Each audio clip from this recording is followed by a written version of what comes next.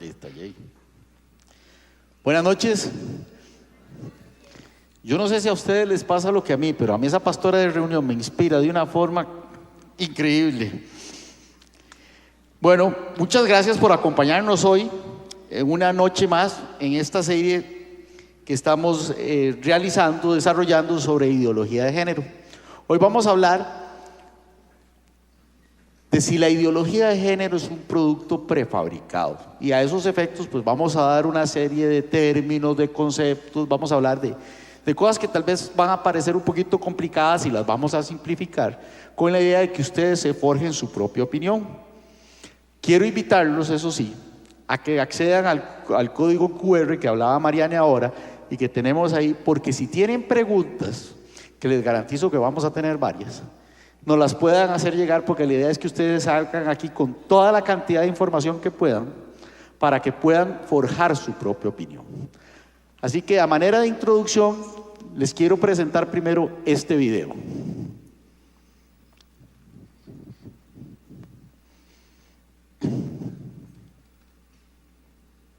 How do I know if a person's male or female? Is there some other absolute standard that people have to meet to be male or female, other than what they say? One's gender identity is enough to show what gender they are. And so if you're confused about that, I mean, I leave that, to your level of enlightenment and No, it's not about enlightenment. It's not about moral status. This is a real question because there are all kinds of institutions in American life that function on a sex-segregated basis. Women's college, sports, both professional and amateur, prisons. And so you're telling me that I can play on a women's sports team when I say I'm a woman. If your sex is what you say it is, then what prevents me from playing on a women's field hockey team? What prevents me from getting convicted of a felony and demanding to go to a women's prison? And it's a real question. It's not a real question. Why is it not a real question? It's not a real question because it is pretty absurd, and there are no other examples. Because why? Because there are no examples of this. What do you mean? So what's the scientific standard? I'm a scientist. I want to know if you're a man or a woman. How do I find out? Look, these are discussions that I encourage you to have with someone who is transgender, and they can come and talk to you about. I don't need that to speak to a trans. I can speak to you because you think about this stuff for a living. So should someone who looks like me, I look like a man, you think I was a man, I say I'm a woman, and I demand to play in a women's sports team, I demand to go to women's college, I demand a small business administration loan for women-owned businesses. That's a real thing. That's $1 billion question. For real. You clearly have some issues around this. It's not an issue at all. I have questions that you can't answer. And you're instead throwing things like you're not enlightened. I'm asking you a sincere question. What's the science behind it? Bueno, después de un video como ese, todos nos preguntamos, ¿cuál es la ciencia detrás de esto?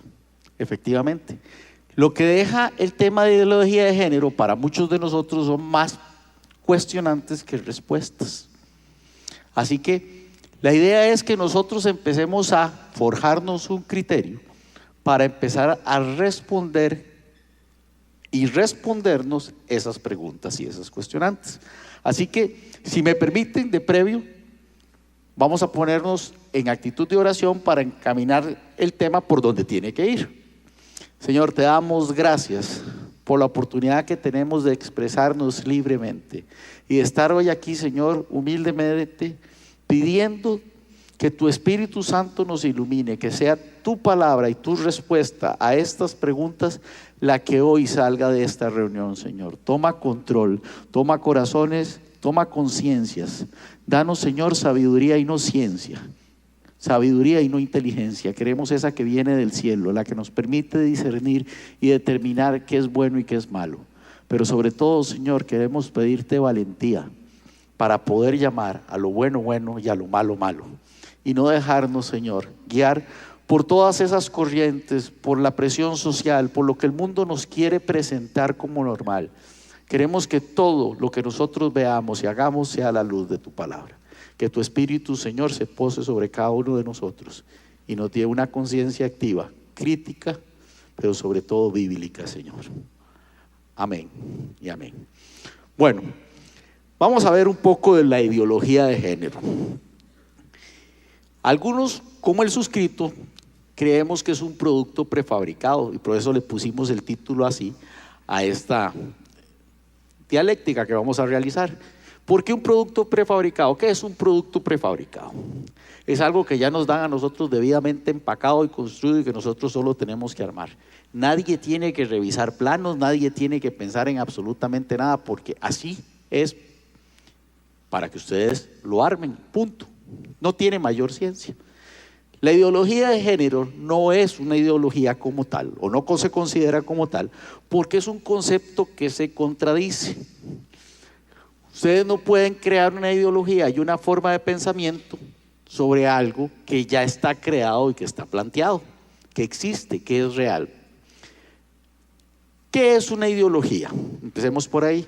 La ideología es un conjunto de ideas que explican la realidad, y el género es una cantidad de accidentes sociales, una categoría, perdón, de accidentes sociales que explican las diversidades sexuales entre hombres y mujeres y las incorpora. La ideología como tal es un conjunto normativo de emociones, ideas y creencias colectivas que son compatibles entre sí y que están especialmente referidas a la conducta social humana. Reflexiona sobre cómo actúa la sociedad en conjunto y en base a eso elabora un plan de acción para acercarse a lo que se considera una sociedad ideal. En otras palabras, una ideología es la democracia, una ideología es el marxismo, que lo que señala es una forma de vida que nos permita a nosotros aplicarlas a nivel social. Pero es una idea innovadora, trae algún tipo de circunstancias, trae elementos nuevos. ¿Por qué la ideología de género no puede ser una ideología como tal? Porque el hombre es hombre y la mujer es mujer. Porque hay características biológicas que hacen la diferencia y no podemos explicar por qué el órgano reproductor de un hombre es tal y por qué el órgano reproductor de una mujer es tal, porque simple y sencillamente existen. No es una idea que yo me haga. Están ahí, no se pueden negar. Porque un hombre no menstrua y porque una mujer menstrua es una realidad científica, fisiológica y biológica. No existe una ideología que pueda permitir explicar y acoplar la menstruación de la mujer a un nivel social. Punto. Entonces es donde viene el tema. ¿Es la ideología de género una ideología? Para muchos de nosotros simple y sencillamente no lo es. Es un producto que se nos ha vendido para explicarnos una moda, pero también una filosofía que tiene un contrasentido, que es lo que vamos a estudiar ahora. ¿Qué es lo que nosotros pretendemos? Como bien decía Marianne en la semana pasada, ella hacía la pregunta si es ideología o imposición de género. Nosotros no queremos aquí dar ideas preconstituidas. No les vamos a decir a ustedes es así o no es así. Queremos darles los instrumentos a la luz de la ciencia, a la luz de la filosofía, a la luz de la dogmática, pero sobre todo a la luz de la Biblia, para que cada uno de ustedes aquí lleve su propio concepto y tenga tan claro el tema y el desarrollo que puedan ustedes mismos descomponer por sí mismo lo que es la ideología de género y contrarrestarla si es que así lo creen. La ideología de género es un sistema de pensamiento cerrado, como toda ideología, no permite, en contrario, vamos a verlo, el marxismo es perfecto para el que es marxista, punto. No admite crítica o situación en contrario. Bueno, para la idea de género también es un fait accompli, diríamos los abogados, es así porque es así. Y sostiene que las diferencias entre el hombre y mujer, a pesar de las diferencias biológicas, anatómicas, que ya señalamos y que Marianne señaló, y por eso empezamos desde ahí muy claramente la semana pasada, eso no corresponde a un concepto fijo, eso no hace un hombre o una mujer. La ideología de género sostiene que ser hombre o ser mujer no es un concepto fisiológico, biológico, sino un rol social. O sea, es algo que te toca jugar, desarrollar en la sociedad para poder acoplarte a ella. Pero no es que vos naciste hombre o naciste mujer. Vos vas a decidir qué quieres ser. Eso es lo que sostiene la ideología de género. Y todo lo que nosotros hacemos o los conceptos que tenemos actualmente de hombre y mujer son construcciones sociales y educativas que se han formado. O sea, desde pequeñito te dicen, usted es un hombre y usted es una mujer porque usted tiene estas características y usted tiene estas otras. Sostiene la ideología de género que nosotros somos los que creamos dentro de la estructura social de las familias, del trabajo, de la iglesia, de la educación, qué es un hombre y qué es una mujer. Eso es lo que constituye el género. No si tenés un órgano reproductor masculino, un órgano reproductor femenino, si tenés más vellosidad, si ves más colores o menos colores, nada de eso consta. Eso no tiene nada que ver. Eso no diferencia un sexo. Que yo tengo un concepto que me gustó mucho. La ideología de género es la última rebelión de la criatura contra su condición de creación. O sea, la ideología de género lo que pretende es que lo que Dios creó perfecto cuestione su naturaleza y se vuelva en contra de ella. Usted me hizo hombre, no, yo decido. Usted no me hace, usted Dios no me creó, yo me formo solito. Así que yo seré hombre o mujer según decida. O seré de los dos, porque también eso lo prevé. O seré un poquito de una cosa y un poquito, o mañana sí amanecí hombre y pasado amanecí mujer, o en la mañana soy hombre y en la noche soy mujer. Es totalmente una rebelión, es contraponerse a la naturaleza que traemos, a lo que somos. Y entonces empiezan a crearse estructuras sociales en ese sentido que dicen, no, es que yo nací hombre atrapado en un cuerpo de mujer. Que todos hemos oído eso, ¿verdad? O es que yo desde pequeñito me he sentido mujer. Esos son conceptos que se van atrayendo a través de la ideología de género y se nos van vendiendo a través de las redes sociales, a través de los medios de comunicación. Yo no sé si lo han notado. Pónganse a ver ustedes un programa de televisión ahora, una serie. Y siempre hay un tío gay o una tía lesbiana. Pero esa es la familia perfecta. Lo que antes no veíamos ahora es lo más normal. Y es como empiezan a vender la idea de que esto es normal, que es un acto absolutamente normal. Y si se dan cuenta, lo comentábamos Mariana y yo, son los más cool de la familia. El tío gay y la tía lesbiana son los más cool de la familia. Esos son los que saben todo, los que son los más divertidos, los que tienen plata, los que están a la moda.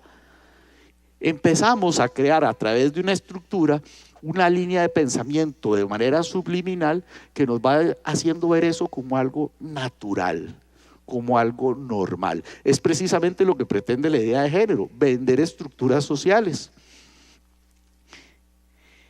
Curiosamente nosotros creemos que es algo muy moderno, que es muy reciente, pero la ideología de género, la primera vez que se utilizó fue en 1960, en los años 60, cuando la señora Christina Hoff Sommers escribe un libro que se llama Who Stole Feminism? ¿Quién se robó el feminismo? Y empieza como feminista radical a empezar a hablar de la ideología de género. Curiosamente esta señora, después de que inserta el concepto, se aleja de él porque entonces ataca su feminismo y renuncia a la ideología de género, pero el concepto queda. Poco después, en el año 1995, en la Conferencia Mundial de la Organización de Naciones Unidas de la ONU, un grupo de radicales feministas empiezan a meter lo que se llama la teoría de género y empiezan a meter dentro del Congreso, entre todas las mujeres que estaban ahí participando, que generalmente son feministas, un concepto más allá del feminismo. Y empiezan a distribuir unos textos donde habla de la sexualidad poliforme. Y empieza a usar la terminología que ahora veremos lo que es la deconstrucción, para que entonces diga, no, es que cuando a vos te dicen esposa te están rebajando. Cuando a vos te dicen fiscal te están denigrando. Y empezamos a usar otros conceptos. Entonces dejemos de hablar así, ya no sos esposa, sos pareja. ¿Verdad? Ya no sos novia, sos pareja. Ya no sos ella, somos nosotros o las personas. Ya no somos las muchachas, somos las personas. Ya no somos las chicas, somos adolescentes o somos púberes. Pero empieza entonces como a tratar de conceptualizar un concepto global para las palabras para tratar de quitar la individualidad. Entonces ya no son esposo y esposa, son la pareja. Y es como empieza la ideología de género a meterse. Incluso ya no somos madre o padre, ¿verdad? Somos parientes, progenitores, porque entonces empezás a buscar esa. Resulta que en esa misma conferencia, en la cuarta conferencia, la de Pekín de 1995, estamos hablando de hace 30 años atrás, ¿verdad? Bella Abzug, representante de Estados Unidos, regaña a todos a todas las delegadas, porque como les digo era de mujeres, y les dice: el sentido del término género ha evolucionado, diferenciándose de la palabra sexo para expresar que la realidad de la situación y los roles de la mujer y del hombre son construcciones sociales sujetas a cambio. Y con eso empieza el movimiento. Entonces la cumbre en ese momento asume esa postura y determina que el género se refiere a las relaciones entre mujeres y hombres. Vean, ya no se trata de acondiciones fisiológicas, ¿verdad? o biológicas, sino a relaciones entre mujeres y hombres basadas en roles definidos socialmente. Ya no es el sexo el que lo determina, sino mi rol social, el trabajador, la trabajadora, y que se asignan a uno u otro sexo. Entonces lo que sale de esta cumbre es que nosotras las mujeres estamos creando a los hombres y mujeres, inculcándoles de pequeño que tiene que ser hombre o que tiene que ser mujer, pero eso no tiene que ser así. Ellos pueden ser lo que quieran. Contrario a lo que mucha gente cree, la ideología de género no busca de ninguna manera mejorar la situación de la mujer o del hombre. No es que esté luchando por los derechos del uno o del otro. No pretende que la mujer, como lo pretende el feminismo, tenga un nivel de igualdad de derechos y de condiciones, nada de eso. Sino que lo que trata es de eliminar absolutamente cualquier diferencia, la que sea, desde fisiológica hasta psicológica, entre hombre y mujer. En otras palabras, nos quitan la identidad y nos dicen: ustedes son cosas, son como dos vasitos de plasticina y ustedes se van haciendo como quieran. Si quieren ser amorfos, o sea, sin forma, son sin forma. Si quieren ser de todos contra todos, pues se van de todos contra todos. Si hoy quiere ser de color amarillo y mañana de color verde, séalo. Pero no hay distinción, no hay nada que nos distinga. Entonces la ideología de género lo que pretende es que yo determine, según lo que yo quiera, según lo que yo sienta, qué soy. Como les decíamos en la semana pasada, eso es una cultura del hedonismo, porque se trata de lo que yo sienta, lo que yo quiera, y no el propósito, el fin y el objetivo para el que fui creado. Eso sería negar la existencia de Dios y el propósito de su creación, porque si todos nacemos con un propósito que viene del cielo, entonces ya tenemos identificada cuál es nuestra línea. No se trata de que usted llegue al mundo y yo decido qué quiero hacer y cuándo quiero hacer, porque me gusta hacerlo, porque siento hacerlo, y mañana me voy a sentir que soy una flor y el día de mañana y pasado mañana soy un caballo, porque simple y sencillamente hoy amanecí con ganas de ser un caballo.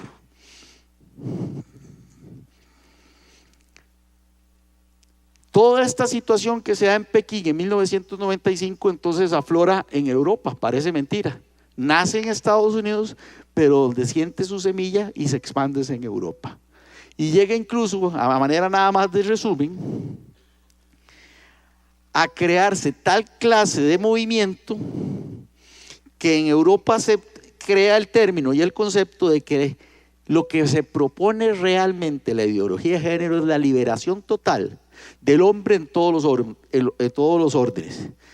Tras la desconstrucción del lenguaje, o sea, lo que les decía, ya no existe madre o padre, de las relaciones familiares. ¿Por qué? Porque la relación familiar puede ser con dos papás, con dos mamás, con el caballo y el perro, ¿verdad?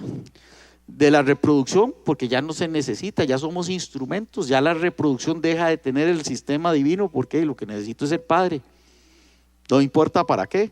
De la sexualidad, de la educación, de la religión, de la cultura y de la religión. Igual que el marxismo, eso me hizo mucha gracia cuando lo estudiaba. Una de las principales de los principales enemigos declarados por los ideologistas de género es la religión, es la fe. Precisamente porque se contrapone con una orden y una estructura ya determinada que tiene además una base científica. Todo esto llega y entonces se crea tal movimiento y es tan fuerte la ideología de género en Europa y ahora en algunos países que en Noruega consideraron a un pastor, bautista por cierto, porque en su sermón leyó 1 Corintios 6:9. ¿Qué es lo que dice? ¿No saben que los malvados no heredarán el reino de Dios? No se dejen engañar. Ni los fornicarios, ni los idólatras, ni los adúlteros, ni los sodomitas, ni los pervertidos sexuales heredarán el reino. Esto es lo que dice 1 Corintios. Por leer eso, que no fue que lo inventó, lo está leyendo, que ya está sentado en la Biblia, 3 años preso. Eso implica que muchos países de Europa, incluyendo Noruega, en este momento es prohibido, con pena de prisión, hablar del homosexualismo, hablar en contra del homosexualismo, del lesbianismo, del bisexualismo. O sea, ya se creó una ley mordaza, hasta ahí ha llegado la ideología de género. Veamos un poco para que sepamos a qué nos estamos enfrentando. ¿Cuáles son algunos de los géneros básicos que propone la ideología de género? La mayoría afirman que hay 5. Ahorita veremos que hemos llegado hasta 71 y más. La mayoría de los autores hablan de 5 géneros, aunque los que son realmente radicales dicen que no existe género ninguno. Así que está la libre, podemos crear los que sean. ¿Cuáles son los cinco géneros? El primero es la ideología que pretende que esos 5 géneros no dejen o no limiten, mejor dicho, la unión entre sexos o cualquier actividad. Eso implica que para ellos cualquier actividad sexual es justificable. Hombre con hombre, mujer con mujer. Perdonen, es que esto es lo que andaba buscando. Yo decía, me está pesando la cabeza. Hombre con hombre, mujer con mujer, hombre con piedra, mujer con perro. Eso es justificable porque es un tema de hedonismo, eso es lo que se pretende. Y dice que la heterosexualidad es simple y sencillamente una práctica tan común como cualquier otra. No hay sanción. Usted puede ser heterosexual, homosexual, bisexual, que es exactamente lo más normal, y puede ser hoy una cosa y mañana otra. Defienden a ultranza que cada persona tiene la libertad de escoger el género, por eso incluso nosotros estamos en esa normativa. Si ustedes saben, en Costa Rica ya ahora a los niños no les ponen sexo cuando nacen, en las actas de nacimiento, y si ustedes revisan su cédula, ya no dice sexo, no tiene, porque la idea es que el menor tenga hasta su mayoría de edad para decir, vea, tengo los últimos 6 años me he dedicado a experimentar, así que mi sexo de hoy va a ser neutro. Precisamente eso es lo que se pretende. Estaba contándome mi esposa que ahora que salió este tema de las cédulas, hay una persona que la ha pedido 100 veces, 100 y resto de veces, pero resulta que esa persona la pide porque solicita que le pongan su sexo en la cédula. Y como se lo niegan, lo vuelve a solicitar y lo vuelve a solicitar. La ordenanza que está en Costa Rica, ya no en Europa, ya no en Estados Unidos, que está en Costa Rica es que el sexo no se pone en las actas de nacimiento, ni se va a poner hasta después de que pase precisamente lo que la Sala Constitucional acaba de resolver, dando 18 meses para arreglar todo lo que tiene que ver con el matrimonio homosexual, para que la persona pueda decidir qué sexo quiere que se le ponga. En Canadá, para que ustedes se den idea, desde el 2017 en el pasaporte se puede incluir el género neutro. O sea, cuando usted llegue y le dice sexo neutro, ni masculino ni femenino, y está en los pasaportes. Para la Comisión de Derechos Humanos de Nueva York existen 31 tipos de identidad sexual, o sea, 31 géneros para llamarlo. ¿Les parece mucho? En Canadá son 76. No sé de dónde sacan tantos, ¿verdad? Me traté de quebrar la cabeza, pero no pude. Sin embargo, quise tomar algunos ejemplos nada más para que vean, a mi criterio, lo ridículo que es esto. Vamos a hablar de los tipos de identidad que habla la Comisión de los Derechos Humanos de la Ciudad de Nueva York. Está el genderqueer, que es el intermedio. Personas que no tienen identidades de hombre ni mujer. En Costa Rica diríamos ni chicha ni limonada. No saben qué son. Está el pangénero, que es una persona cuya identidad de género se compone de muchas identidades de género. O sea, el dedo del pie es masculino, el pulgar es femenino, el corazón tira un poquito más al femenino, pero tiene un toque todavía de masculino. Y bueno, yo no sé el órgano reproductor cuál va a tener, piedra será. Es como piedra, papel, tijera, una cosa así. Luego está el two spirit, espíritu de dos.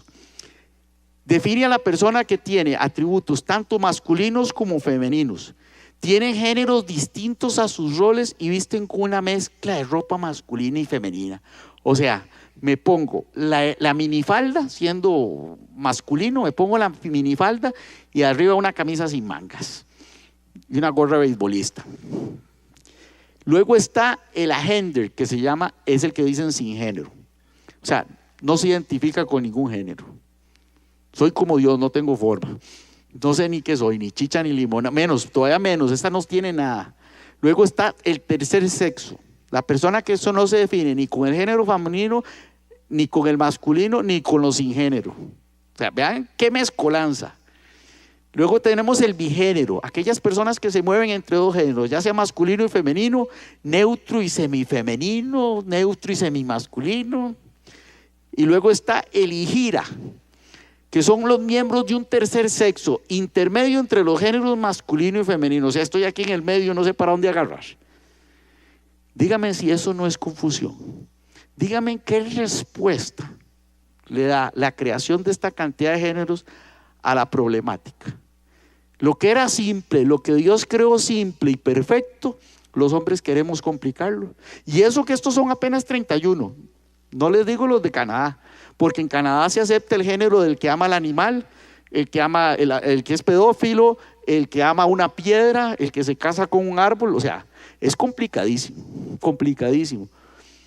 Como Mariane bien nos explicaba, imagínense esto en un hospital, para saber qué tipo de órgano le pongo si usted es sin género. No sé si es hombre ni mujer, y le voy a tener que poner una bolsa de canguro para ver si le puedo ayudar con los riñones, porque no sé qué ponerle. Hablemos un poco de los términos propios también que habla la ideología de género, con qué ellos se relacionan y qué nos dicen. Hegemonía o hegemónico. Eso dice que los términos, y se los voy a hablar simple, de hombre y mujer son construcciones sociales, las hemos inventado para mantener el dominio masculino, pero no sobre la mujer, solo el dominio masculino. O sea, cuando se habla de hegemónico es que no existe hombre ni mujer. Las mamás de nosotros tienen las culpas, porque algunos nos ponían a jugar con carritos y a otras las ponían a jugar con muñecas. Entonces ellas definieron quién era hombre y quién era mujer. No era ni el pene ni la vagina. No, era que uno jugaba con carritos y el otro lavaba trastos.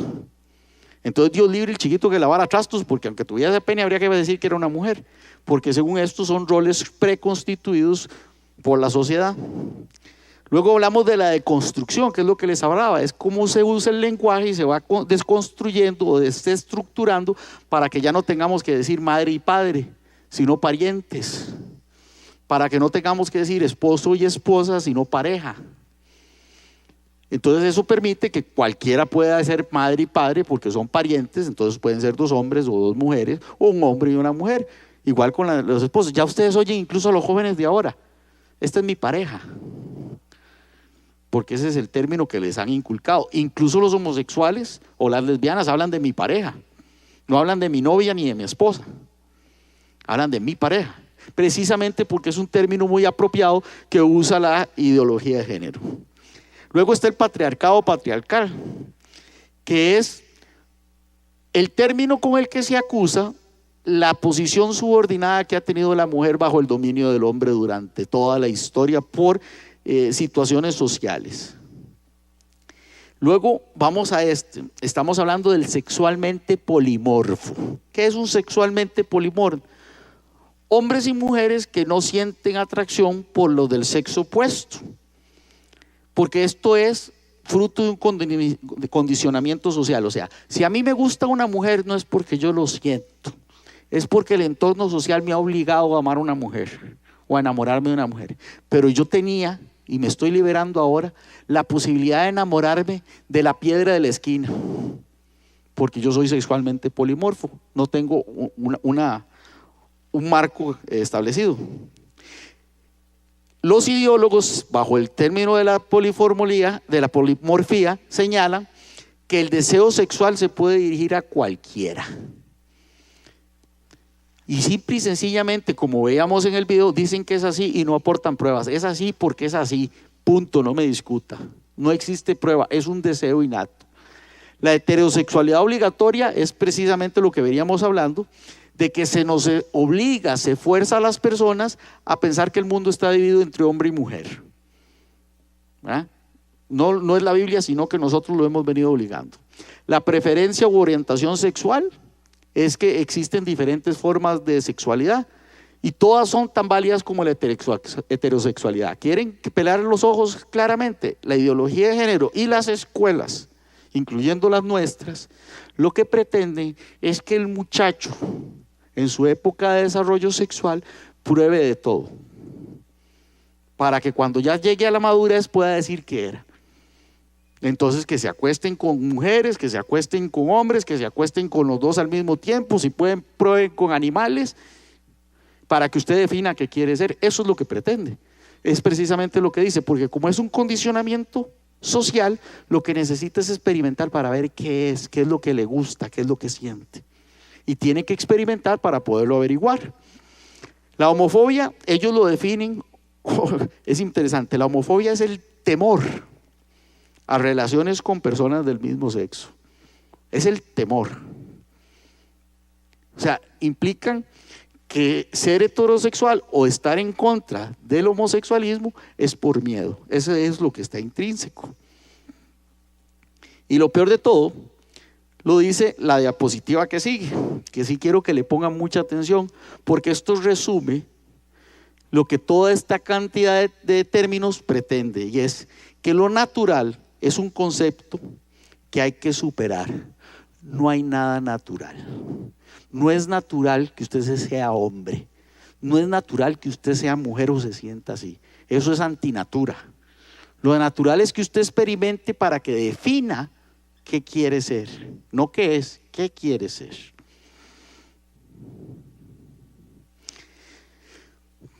¿Cuáles son los 5 preceptos que son pilares de la ideología de género? Que el ser humano no nace hombre y mujer, sino que nace sexualmente neutral. Y que entonces es socializado en hombre o mujer. Por eso se contrapone y dice que para liberarse de esa socialización tiene que experimentar. Y entonces prohíbe que los niños jueguen con carritos o con muñecas, porque eso es cuestionarlos o condicionarlos socialmente a lo que van a hacer al futuro. O sea, la industria de juguetes se va a caer. Puede jugar usted con un banano y una manzana, pero no con juguetes, porque si no entonces le va a determinar cuál va a ser su condición sexual o su sexo en el futuro. Lo que pretende, y el precepto esencial, es que el niño o la niña elijan qué quieren ser. Y para poder elegir tienen que experimentar. Pretende que se sustituyan los géneros específicos, o sea, las palabras como hablábamos de madre, padre, esposa, esposo, hija, hija, novio, novio. Y que no haya diferencias de conducta ni de responsabilidad entre el hombre y mujer en la familia. Considera a la religión como un invento humano y sostiene que las religiones fueron inventadas por los hombres para oprimir a las mujeres. O sea, la Biblia es un invento humano. La crearon los hombres en la antigüedad para ponerle el zapato a la mujer y tenerla debajo del zapato. Vean qué curioso, esto me llama muchísimo la atención y me hace reír, me hace muchísima gracia, porque el concepto es que la religión es creada por nosotros los hombres para oprimir, Y sin embargo, si hubo un defensor de la mujer en la historia, cuando la mujer era menos que un esclavo y era considerada así, fue Dios, porque el pueblo israelita era diferente y le da un lugar a la mujer. Y cuando Jesucristo estuvo en la tierra, fue uno de los principales defensores de la mujer. Se dignó a hablarles, que era prohibidísimo, eso era mal visto. Y Jesucristo se sienta con la samaritana y se sienta a hablarle y permite que las mujeres lo toquen, permite que las mujeres sean sus discípulos y lo acompañen. Entonces es un contrasentido lo que dice este precepto contra lo que es una verdadera religión. Quiere decir que nunca han leído la Biblia. Después dice que la ideología de género plantea otras vías de reproducción, o sea, precisamente es una de las que busca la fecundación in vitro, pero también busca la objetivización del hombre y la mujer. ¿Por qué? Porque dos hombres no pueden tener un hijo. Entonces lo que fomenta es que uno de los dos se acueste con una mujer solo para tener el hijo, o viceversa, que dos mujeres se acuesten con un hombre y una de ellas para tener un hijo, pero no porque haya amor, no porque haya sido un acto, no, es que simplemente lo necesito para procrear, lo uso y lo desecho. Ahí no puede haber amor, ahí lo que hay es simple y sencillamente un contrato, un convenio. Esos son los preceptos que nos venden y están buscando una serie de imágenes o de posibilidades para que la procreación se haga sin necesidad de contacto sexual. Por eso los cristianos tenemos que tener muy claro lo que se hace con la fecundación in vitro, porque el concepto puede ser bueno, el problema es cuando se tergiversa y se busca para otros sinsentido. ¿Qué nos ubica ahora y a dónde se está involucrando? Por eso les digo que esto viene desde 1995 y desde los años 60, y precisamente toda la inversión que han hecho todos estos ideólogos de género empieza a dar frutos ahora, porque los vienen adiestrando desde hace poco tiempo atrás. Entonces son las nuevas generaciones que fueron creando con esto las que hoy vienen a dar las luchas que están y quieren mantenerla. Y por eso la ideología de género se incluye dentro de nuestros sistemas educativos, y esa es una máxima que tienen los ideólogos de género. Muestra las guías sexuales del Ministerio de Educación Pública. Y no voy a referirme ampliamente a lo que dicen y demás, porque eso es tarea de cada uno de los padres, pero les voy a dar nada más lectura de lo que dice el programa de estudio de educación para la afectividad y sexualidad integral del Ministerio de Educación Pública en la página 26. Este saber resalta que la sexualidad no se vive bajo estándares normativos ni a través de esquemas rígidos, impuestos y homogéneos, sino que se expresa de formas diversas a través de una amplia diversidad de identidades de género y orientaciones sexuales. Se busca trascender los binomios de hombre y mujer y masculino-femenino, para abordar más bien la diversidad de las vivencias y las expresiones de la afectividad y la sexualidad, todas ellas legítimas y respetables, siendo todas las personas sujetos de derechos y responsabilidades. En otras palabras, todos contra todos. Prueben lo que quieran. Y eso es lo que estamos viviendo ahora. Esto es lo que ven nuestros hijos, esto es lo que escuchan, y esto es lo que se les está metiendo desde ahora como un chip, porque los obligan a repetir. Ya no crean seres pensantes, no les dan la posibilidad de crear criterios, opiniones, sino que les dan una máxima, y esa es la que hay que aplicar. Esto es lo que viven nuestros hijos, esto es lo que están empezando a escuchar, y esto está aprobado. También el aborto es parte integral del sistema de la ideología de género. Pues lo que pretende la ideología de género es desmaternizar el concepto de mujer, desmaternizar a la mujer, quitarle eso. Vean lo que dice Simone de Beauvoir, que es una de las principales ideologistas de género. La mujer no nace, se hace. Y señala después Elizabeth Badinter: el instinto materno es un mito. En cuanto al amor materno, en mi opinión, no se puede dar por supuesto, por sentado. Y en otra parte de su libro dice: es tiempo pues de desmaternizar a la mujer y abolir las diferencias de papel entre hombre y mujer para llegar a una cultura unisex. Despenalizar el aborto es darle al derecho a la mujer de ser mujer. O sea, que los ideologistas de género creen que ser madre no es un rol de la mujer y no te hace mujer. Ahorita nos van a injertar un útero, me imagino yo, para poder nosotros los hombres entonces, pero no sé cómo vamos a hacer, porque yo no sé, no, yo sé que sí, pero aquí muchos no lo van a aceptar. En mi casa, yo le digo a mi señora, voy a tomarme un té y toco la cafetera y hago y me quemé. ¿Y qué hace mi señora? Y le sirve así a uno. Y más de uno tenemos un dolor de cabeza y una gripe y no salimos en toda la semana porque nos dio el mal de San Vito, ¿verdad? El ébola es cualquier cosa y la señora se levanta, hace el desayuno, va a trabajar, hace las compras y todo con la misma gripe. Yo personalmente, que yo estuve en el parto de mis 2 hijas, les digo una cosa: por un Dios que está en el cielo, conmigo se acaba la raza humana, porque yo no le doy un hijo a nadie. Qué cosa más espantosa ver eso. Se acaba la raza humana, aquí se acabó, porque yo donde veo las piernas, el piquete, el sangrerío de todo, no, olvídense, prefiero comprar un muñeco Paco. Pero la ideología de género no lo pretende así. La ideología de género lo que quiere decir es que la mujer no tiene por qué ser madre. Eso es una imposición social. Usted no tiene que querer ser madre, eso no la hace mujer. Entonces aborte. Usted lo que tiene derecho es a hacer su vida. Primero es usted. Primero es lo que usted siente. Primero es lo que usted quiere. Y los otros, daño colateral. Hay que abortarlo. Es daño colateral de una noche de experimento. Eso es. Entonces la sexualidad, la procreación, las relaciones sexuales ya no son parte de la relación de pareja. Es un medio para un fin, ser padre.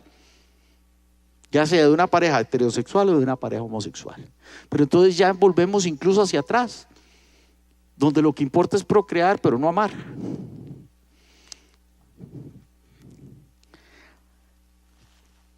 Todo esto es lo que nos están vendiendo, todo esto es lo que está en nuestras escuelas, todo es esto lo que escuchan nuestros hijos, los que tenemos hijos adolescentes.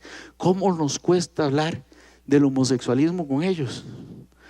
Porque es que usted es muy retrógrado, es que usted es un dinosaurio, es que no, papi, eso no es así, ellos están enfermos, o ellos tienen derecho, o es normal, pero es algo que les vienen vendiendo no de ahora, sino de hace mucho tiempo. Y me voy a permitir hacer una apreciación personal. La culpa la tenemos nosotros también como iglesia, porque la iglesia lo tuvo al frente y lo dejó pasar hasta que nos estalló en la cara. Es que empezamos a tomar medidas. Pero ¿qué dice Dios al respecto?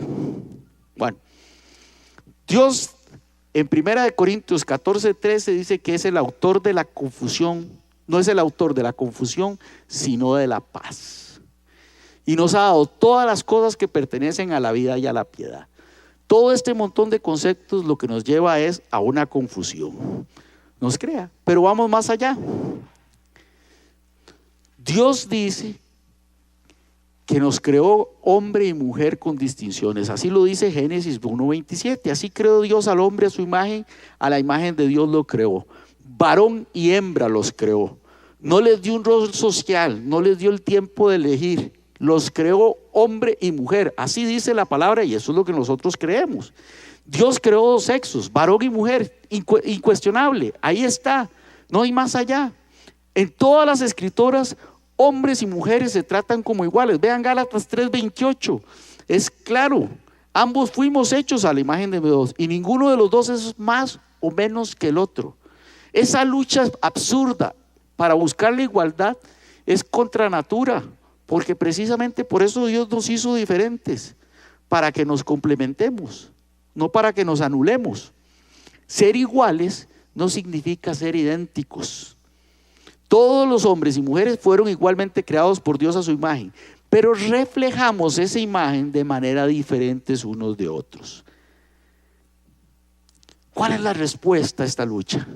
¿Qué debemos de hacer? Bueno, la primera es no ignorar la palabra de Dios. No podemos cuestionarla.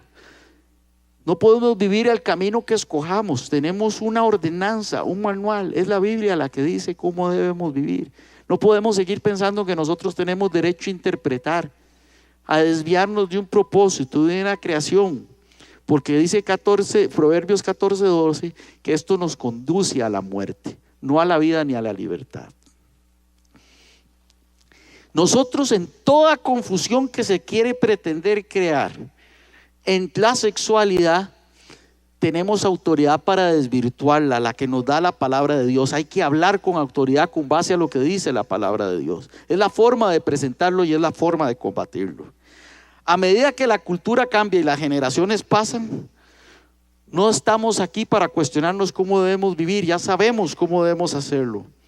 Nuestro pensamiento comienza con las Escrituras, ese va a ser nuestro fundamento y esa va a ser nuestro final. Ahí, en la palabra de Dios, encontramos las respuestas. Varón y hembra los creó. Esa no es una respuesta. Que nos tratemos iguales, esa no es una respuesta. Que es ayuda idónea, esa no es una respuesta. La Biblia sigue siendo tan actual como lo fue cuando se escribió. Sin embargo, hay cosas que son muy importantes y que nosotros como iglesia debemos tratar. La más importante para mí es que nosotros debemos tratar con desprecio al pecado, pero con amor al pecador. No podemos cerrar a las puertas a las personas que están allá y que están confundidas. Muchos decimos, es que el homosexual, guácala. Si ustedes me encuentran en la Biblia, además del pecado a la blasfemia al Espíritu Santo, una jerarquización de los pecados donde diga que este es mayor que el otro, yo les puedo hablar. Pero para Cristo es tan pecado la famosa mentira blanca o el vuelto que me dejé cuando fui a comprar los helados como el alcoholismo o el asesinato. Es tan pecado el homosexualismo como el robo y la corrupción. Todos somos pecadores por igual y a todos nos ama Dios y a todos nos acepta Dios, y así igual nos acepta Dios. Nosotros estamos obligados igual. Si nosotros cerramos la puerta y cerramos los ojos, nuestros hijos sí los van a abrir y van a escuchar cosas muy diferentes. Estamos obligados a amar, a cambiar y a predicar con ejemplo, no solo con palabras. Hay que tratar al pecador con compasión, con amor, darle la mano, sentarlo y traerlo a los pies de Cristo, sea cual sea su pecado. No hay distinción, no hay condenatoria, no hay fuego eterno solo para uno de los pecados, es para todos. Tenemos que abrir los brazos y no cerrar las iglesias a esta gente. Y lo que les voy a decir les va a parecer contradictorio a lo que les he manifestado, que es mi forma de pensar. Dejen que sus hijos vayan a las guías sexuales, que vayan a las clases de educación sexual que están dando. Dejen que escuchen todo lo que tienen que hablar de ideología de género, pero háganlos críticos. Denle ustedes los elementos para que cuando estén ahí, a la luz de la palabra, puedan desmentir y crearse su propia opinión y saber que lo que está ahí es contrario porque está erróneo. Que puedan decir que la ideología de género ni siquiera es ideología. Que no existe una cantidad de géneros, como quiere decir, porque la palabra dice otra. Denle la amplitud y trabajemos nosotros con las generaciones ahora para convertir el flagelo que ya está inserto en nosotros. Ese gusano que en el 95 empezó a forjarse en nuestras generaciones y que son ahora los que son líderes, nosotros vamos a contraer con la antítesis en nuestros jóvenes de ahora. Empecemos a educarlos en casa. Es nuestra educación formar. Es nuestra obligación formar. Y la formación se da en casa. Y si tu hijo, que tenga tu hijo la amplitud y la capacidad de poder llegarse y sentar y decirte, es que en la iglesia, en la escuela me dijeron tal cosa, ¿tú qué piensas? Y nosotros empezar a crear un espíritu autocrítico, a darle los instrumentos para que se convenzan de que lo que están escuchando no está cierto, no es verdad. Que puedan, como vieron en el video, cuestionar y decirle cuál es la base científica. ¿Dónde está? ¿Por qué lo dices? ¿Cuáles son las pruebas? ¿Cuáles son las evidencias? ¿Eso es lo que usted cree o hay algo que lo respalde? Porque no podemos seguir aislando a nuestros hijos, no los podemos meter en burbujas, porque somos del mundo, porque estamos en el mundo aunque no seamos del mundo. Y tenemos que estar dispuestos a combatir con crítica, con compasión, con amor, pero también con valentía. Y tenemos que ser padres valientes y preparar a nuestros hijos para que vayan a dar la batalla que ya nosotros no pudimos dar. Con todo el respeto, hermanos, a nosotros se nos fue de la mano, se nos pasó. Y nuestros hijos están pagando las consecuencias. Es la hora de que nosotros preparemos guerreros valientes para que esto no siga sucediendo. Les damos las herramientas. Ustedes son los que toman las decisiones. Ustedes son los que tienen la sartén por el mango. Ustedes tienen que crear su propia opinión. Tienen que tener la preparación suficiente para poder combatir esto con ideas y con amor. ¿De acuerdo? Amén. ¿Qué tal si pasamos entonces a escuchar algunas de las preguntas que nos pudieran haber hecho o que tengan aquí?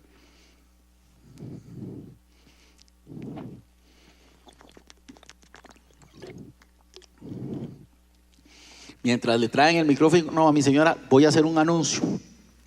De hoy en 8 vamos a tener una mesa redonda donde vamos a hablar de la realidad de ideología de género con una persona experta en el área de educación, otra en el área de familia, otra en el área espiritual, y vamos a debatir un rato sobre lo que es la ideología de género, cómo afecta a los diferentes sectores.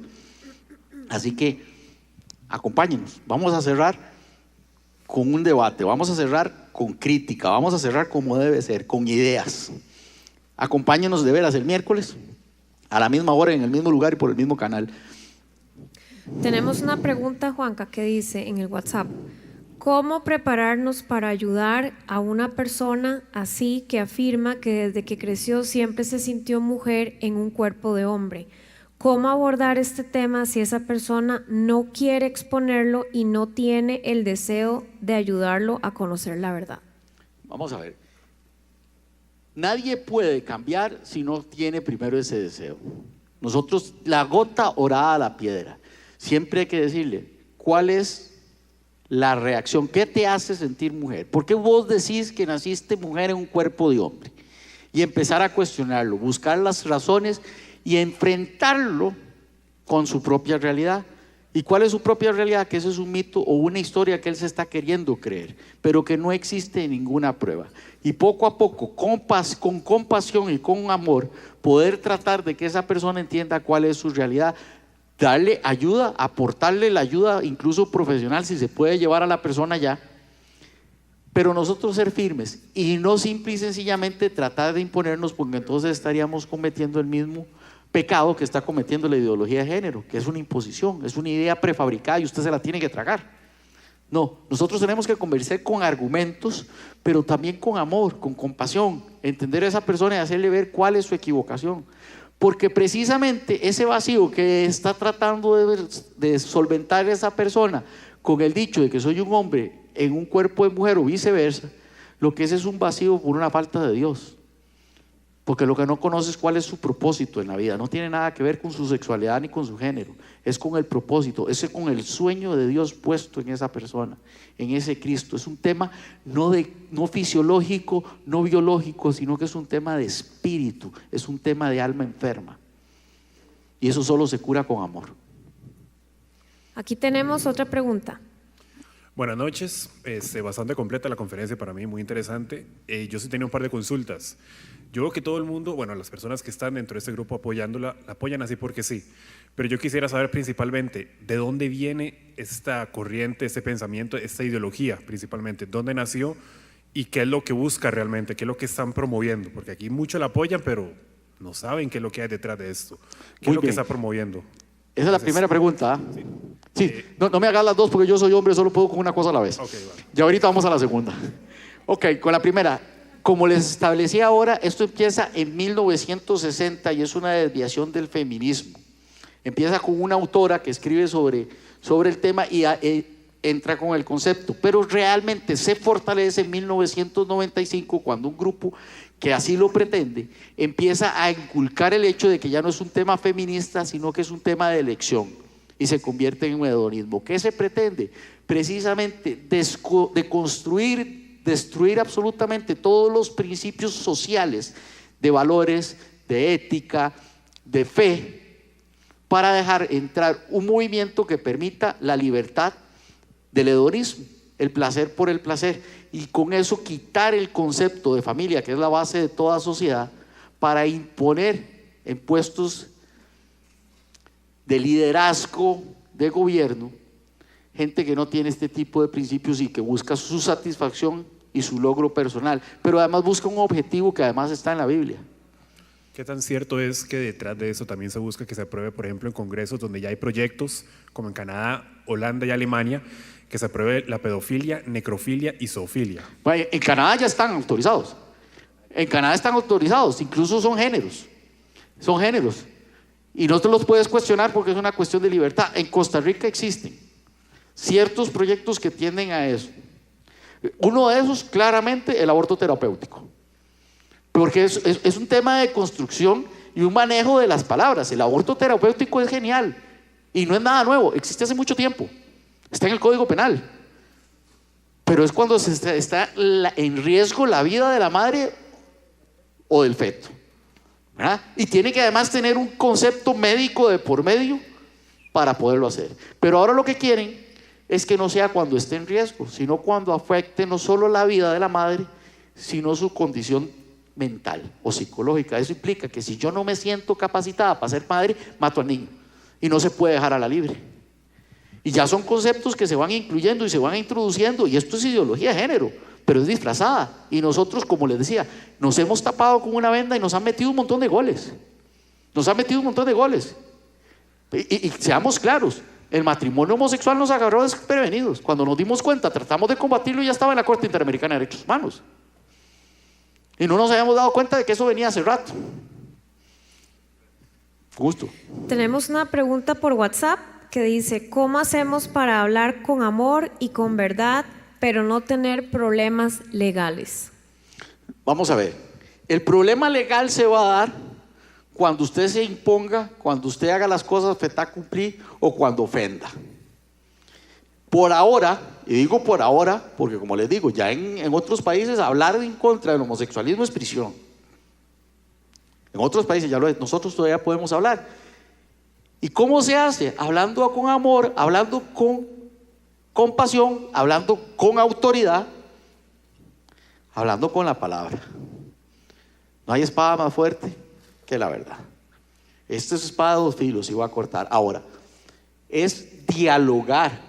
En un diálogo se escucha a la persona y uno también replica. No trato de imponer, simple y sencillamente doy mi opinión. Pero como les decía, la gota poco a poco orada la piedra. Empezar a crear conciencia, empezar a crear las ideas, empezar a confrontar a las personas con su realidad. Y cuando le diga, yo me acuerdo, les voy a poner muy rápido para que lo puedan utilizar. Yo era católico empedernido, y perdone que lo diga, que ponga la religión, pero es que es lo más claro. Era católico empedernido. Y entonces cuando mi esposa empezaba a hablar de Cristo, siendo cristiana, yo decía, esta me quiere vender, esta es una pandereta que se me quiere vender. Pero no fue así, sino que me empezó a decir ciertas cosas y me decía, búsquelo en la Biblia para que vea. Y yo picado empezaba a leer. Y fue así como me fui enterando realmente de muchas cosas y convenciéndome de otras, sin que ella tuviese que imponerme, con amor. Simplemente me dio su forma de pensar y me obligó a formar mi propia opinión. Es el mismo caso. Es el mismo caso. Entonces es así como aprendimos de los deuterocanónicos y de un montón de cosas que yo creí y daba por sentadas y fui entendiendo. Pero me fui convenciendo yo solo. Simplemente se me fue orientando con la vara y el callado del pastor. La vara para enderezar, el callado para alinear. Tenemos un comentario, Juanca, en línea. Es muy interesante. Dice: en agosto del 2018 en Argentina se rechazó la ley que permitía el aborto libre, dado que el pueblo se lanzó a las calles a manifestarse en contra de tal ley. Veo que la iglesia está actuando con una peligrosa ingenuidad por ignorancia o cobardía. ¿Cuál debe ser la posición de la iglesia como movilizador social ante la inminente amenaza que se cierne contra nuestro país? Yo la resumiría en una sola palabra: valiente. Así tiene que ser la posición de la iglesia, una posición valiente. Para tirarnos al estadio, ir a celebrar, o para ir a demandar al árbitro que nos robó el partido, sí somos muy valientes. Ahí somos muy valientes. Pero cuando tenemos que pararnos a protestar, cuando tenemos que decir lo que pensamos, preferimos decirlo en la casa, en la sala de la casa, tomándonos un café.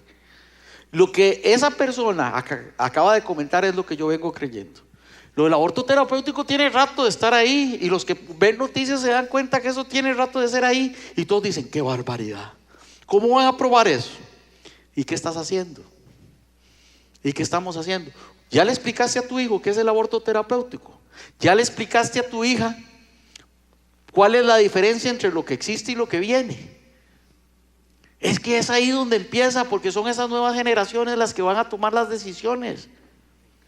Nosotros podemos decir, no estoy de acuerdo, pero si la ley se aprueba como se aprobó la del matrimonio homosexual, quienes las van a ejecutar, quienes las van a vivir y las van a hacer latentes y válidas son estas nuevas generaciones. Porque si la ley está ahí, pero a nadie le interesa casarse, nadie se va a casar.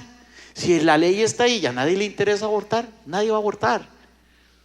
Esa es la posición, una posición valiente de crítica, no de revolución, no de rebelión, de crítica, de construcción, de poner a las personas adecuadas. Yo quiero poner no políticos disfrazados de evangélicos. Yo quiero poner cristianos que vayan a hacer política, que sean hombres temerosos de Dios. Quiero poner cristianos temerosos de Dios en los hospitales que digan, yo por objeción de conciencia no hago este aborto. Cristianos temerosos de Dios que digan, yo por objeción de conciencia no caso. Cristianos temerosos de Dios que digan, yo por objeción de conciencia no enseño esto, no estoy de acuerdo. Eso es una posición valiente. ¿Vendrán consecuencias? Probablemente. Pero si no nos unimos, si no nos paramos, esto nos va a arrasar. Nada más como comentario, ya nos quedamos sin tiempo. Entonces, aquí siguen llegando consultas por WhatsApp. La idea de nosotros es contestar casi que absolutamente todas las preguntas que nos hagan. De manera que en una semana, o sea, de hoy en 8, cuando todos ustedes se presenten, vamos a contestar esas preguntas. Por ejemplo, aquí una persona nos hace referencia a consejería. Claro que la iglesia está preparada con los brazos abiertos para dar la consejería, se están preparando consejeros. Tenemos que explicar que hay personas que no se puede hablar de este tema así nomás, se debe tener conocimiento. Entonces, lamentablemente por cosa del tiempo, vamos a profundizar más en las preguntas la semana que viene, porque vamos a tener una mesa redonda, entonces va a haber más tiempo para recibir preguntas. Sabemos que este es un tema altamente interesante y que tenemos que discutir como iglesia.